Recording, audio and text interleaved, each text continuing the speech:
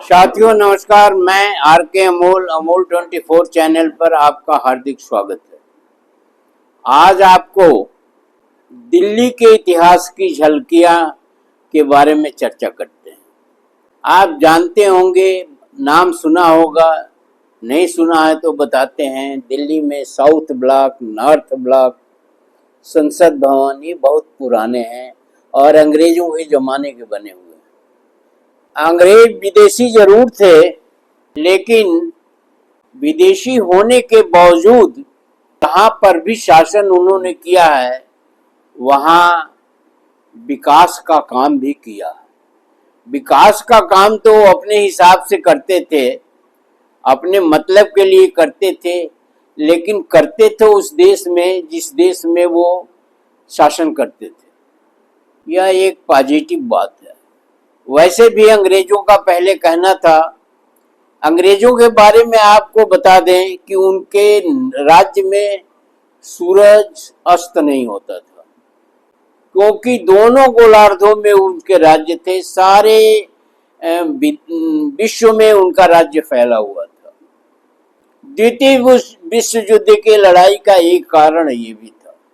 तो वो जहाँ भी रहे हैं वहाँ शिक्षा, स्वास्थ्य, भवनों का निर्माण या अन्य विकास, सड़कें, बिजली, वो एक सुव्यवस्थित तरीके से काम करने के आदी रहे हैं, क्योंकि उनका विकास 17वीं शताब्दी में भी हो चुका था, से पहले ही हो चुका था, शुरुआत हो गई थी, जबकि भारत उस समय गुलाम था।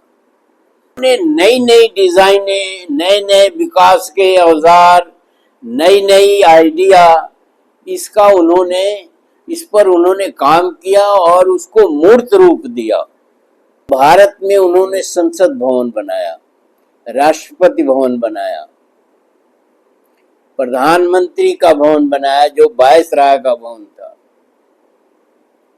जहां बाद में पंडित जवाहरलाल नेहरू जी भारत के प्रथम प्रधानमंत्री रहते थे। और साउथ ब्लॉक, नॉर्थ ब्लॉक, जहां पर बजट का काम होता है या कार्यालय हैं और फ्लैट्स, मतलब दिल्ली के उस इलाके जो जहां पर आज क्रीम है, साउथ दिल्ली इसको बोलते हैं, उसका विकास जो है अपने हिसाब से अंग्रेजों ने किया, नए तरीके से किया, नए आकार से किया, इसलिए उसको लुटियंस जोन भी बोलते हैं। लुटियंस आर्किटेक्ट था जिसने इसका निर्माण करवाया, वो अंग्रेज था। उसका दोस्त था बेकर। बेकर को उसने वायसराय से कह के इंग्लैंड से बुलवाया था। उसी के बारे में आज आपको बताते हैं। मुगलों का इतिहास भी है दिल्ली के अंदर। दिल्ली का इतिहास बहुत बड़ा है। दिल्ली पर महाभारत काल से ही दिल्ली जो है वो चर्चा में रहा है। तो बेकर और लुटियंस ने मिल करके north block, south block, Jaipur house, Hyderabad house, Baroda house और लोधी रोड के सरकारी फ्लैटों का निर्माण करवाया था, जो आधुनिक शैली में या आधुनिक तरीके से बनाया गया था। सारी सुख सुविधाओं का उसमें प्राविधान था। वो भारतीय जो पहले थे उनकी तरह से नहीं था, तो उसकी डिजाइन जो है एडविन लुटियंस ने दिया था और बेकर ने उसको बनवाया था। बेकर और लुटियंस दोनों दोस्त थे। 1912 में बेकर भारत आए थे। नई राजधानी नई दिल्ली बनाई जानी थी। पुरानी दिल्ली मुगलों की है, नई दिल्ली जो है अंग्रेजों की थी। मौसम के मिजाज के हिसाब से या मौसम के हिसाब से उन्होंने राष्ट्रपति भवन, संसद भवन में जाली और छज्जों की व्यवस्था करी, जो बहुत ही आरामदायक थे और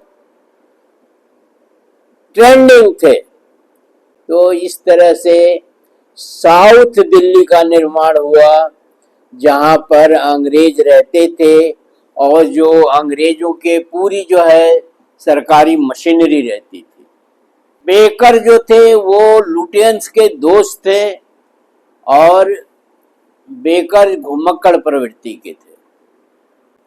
वह राजस्थान के निकल जाते थे, अन्य जगहों पर निकल जाते थे और वहाँ के किले और हवेलियों का अध्ययन करते थे कि कैसे बनाई गई हैं, क्या डिजाइन है, क्या मटेरियल इस्तेमाल किया गया है और किस तरह से इसका निर्माण किया है। मुगल वास्तु का भी उन्होंने ध्यान रखा। वास्तुकला जो है मुगलों के लिए भी प्रिय थी और बेकर जो है 50-60 वर्ष का प्लान लेकर के चलते थे कि 50-60 साल बाद भी यहाँ सुख सुविधाएं रहें और इसका स्थायित्व रहे। तो निर्माण में उच्च कोटि की सामग्री, उच्च कोटि की टेक्नोलॉजी और तमाम चीज़ों का जो है प्राविधान किया जाता था और उन बिल्डिंगों में या उन भवनों में एक ताजगी बनी रहती थी और पुरानापन नहीं आता था और वो खुद खड़े होकर के निर्माण कार्य का अवलोकन करते थे। आज की तरह से नहीं था कि पुल बनते हैं और 2 महीने बाद ही गिर जाते हैं या 2 वर्ष बाद गिर जाते हैं। ये हमारी कला है। बिल्डिंगें बनती हैं, संसद भवन चू रहा है, जो नया संसद भवन बनवाया गया है। महामानव ने जो नई संसद बनवाई है वो चू रहा है। चूने का मतलब छत उसका टपक रहा है। सड़कें खराब हो रही हैं जो उन्होंने बनवाया है। पूरे देश की स्थिति जो है भवन निर्माण के मामले में बिल्कुल ही निम्न कोटि की है। आज की मैं बात कर रहा हूं, इसके पहले तो कुछ ठीक था। अभी आज एक नया ट्रेंड हुआ है कि जुमले कसो, झूठ बोलो और तमाम तरह की कुरीतियां फैलाओ, ढोंग पाखंड आडंबर फैलाओ। यही काम हम करते हैं और देश के अंदर क्या चीज सही है, क्या चीज गलत है, क्या करना चाहिए, क्या नहीं करना चाहिए, इसके बारे में हम कतई मनन नहीं करते हैं। एक उन्होंने राम मंदिर बनवाया, उसमें भी तमाम त्रुटियां हैं। तो ये एक गैर जिम्मेदाराना बात है कि आप बिल्डिंग बनवाएं 2 साल में ही जो है वो समाप्त हो जाए, या पुल बनवाएं और एक निर्माण करने की एक अवधि होती है कि इतने समय तक के लिए इसका निर्माण किया गया। हमारी कोई अवधि नहीं है। वो 3 महीने भी है, 6 महीने भी है, साल भर भी है, 2 साल भी है। तो इस तरह से मजदूरों और मिस्त्रियों के साथ भी बेकर बहुत सौहार्दपूर्ण वातावरण रखते थे।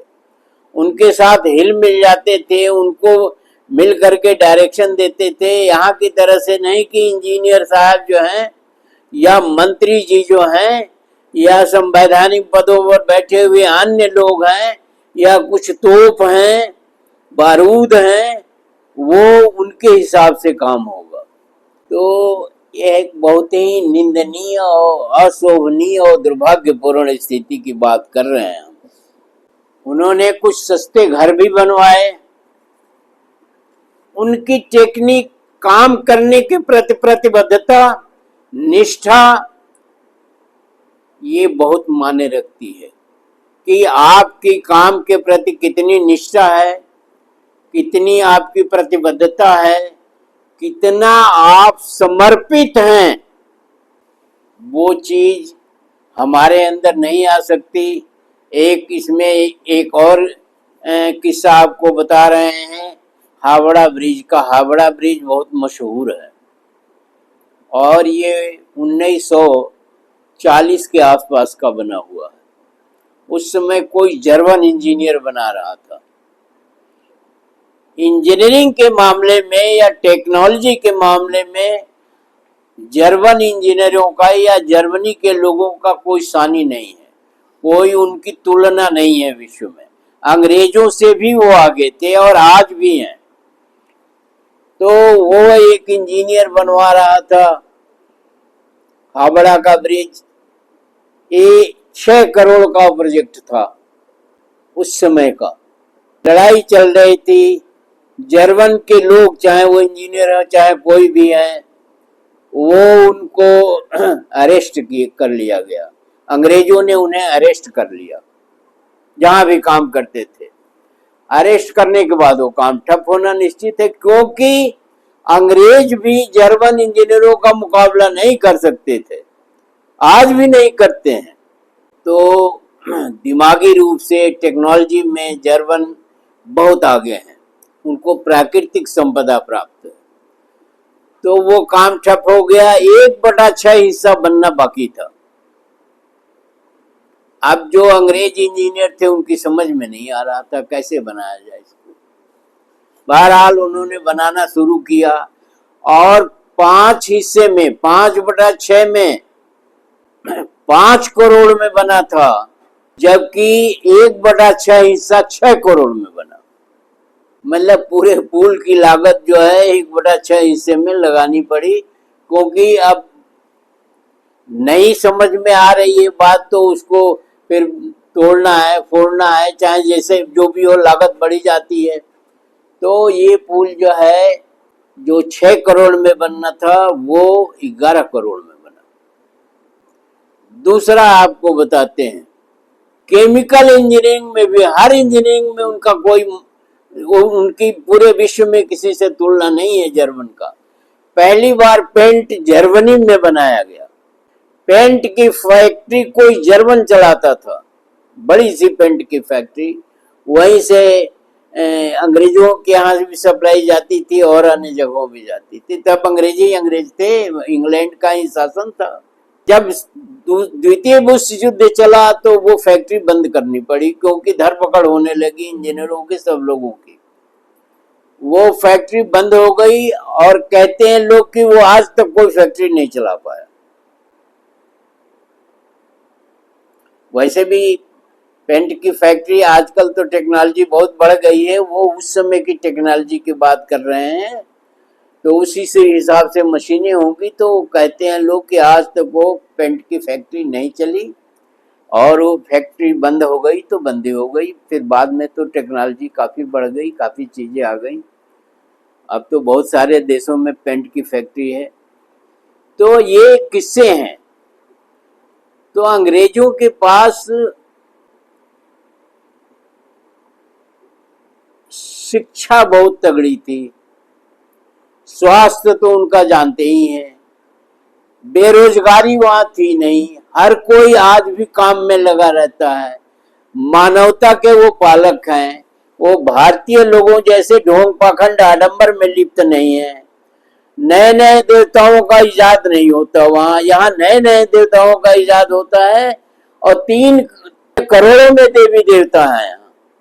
यहाँ यही काम होता है, ढोंग पाखंड आडंबर का विकास होता है, नई नई उसमें टेक्नोलॉजी इजाद होती है, मंदिर बनाए जाते हैं, ढोंग पाखंड आडंबर होता है, जनता से पैसे वसूले जाते हैं और जनता को अशिक्षित और मूर्ख बनाया जाता है।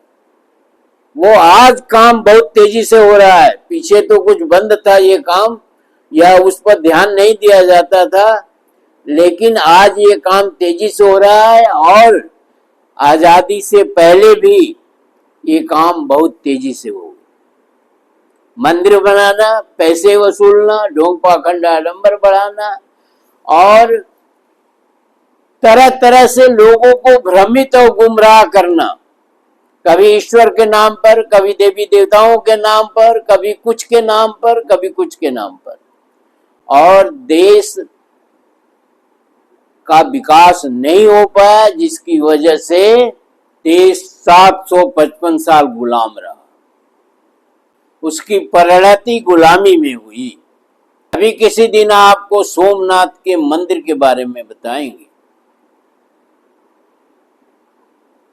तो इस तरह से अब ये पिछले 10-5 सालों में ये समस्या और बढ़ गई है और ये समस्या दिन पर दिन विकराल होती जा रही है और देश जो है विकास से हट करके अविकसित होता जा रहा है।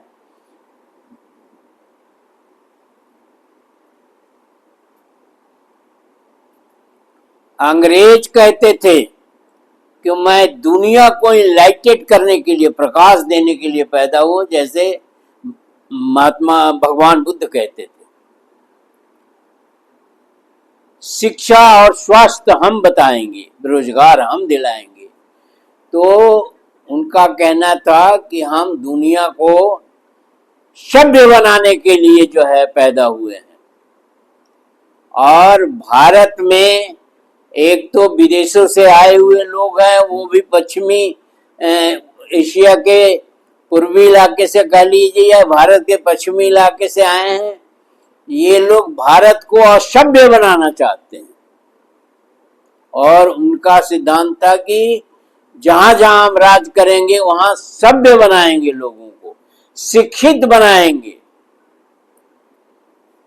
अब वो भी अहंकारी हो गए थे, क्योंकि हमता पाई का हिम्मत नाही वाला हिसाब था कि अगर आप सब संपन्न हो गए तो आपके अंदर अहंकार जो है ऑटोमेटिक आ जाएगा, क्योंकि आप अगर शिक्षित नहीं है तो और जल्दी आ जाएगा।